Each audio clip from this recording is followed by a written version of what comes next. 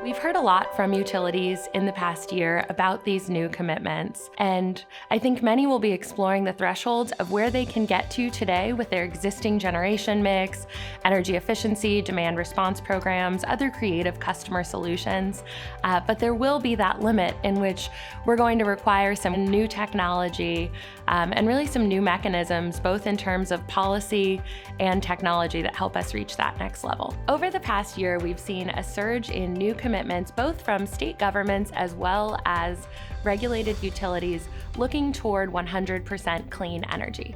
And we've gotten to the point that over 30% of the electric load in the US is now governed by a commitment for 100% clean energy, either by a state government or a utility. We think about those in three main buckets. First, you have a commitment like the state of Hawaii made toward 100% renewable energy.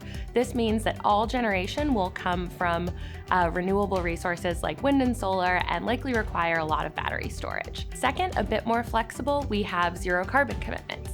This leaves space for nuclear generation, which is considered clean but not renewable.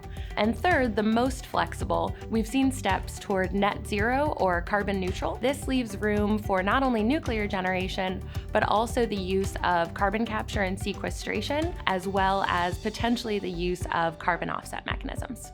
When you think about 100% renewable, meeting that last bit is going to take, in many cases, some new technology or increases in cost efficiency.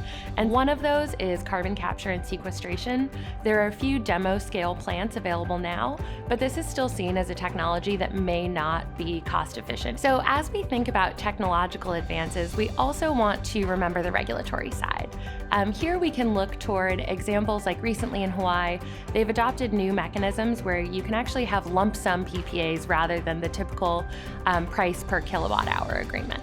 When thinking about these goals, utilities or states need to think about their specific customer base and the resources that they have access to. So in some places, it makes sense to really scale up wind generation. That isn't going to work for every jurisdiction. At the same time, you want to think about what's cost effective in your jurisdiction so that you can meet these commitments in a technologically feasible way that's also economically viable for your customers.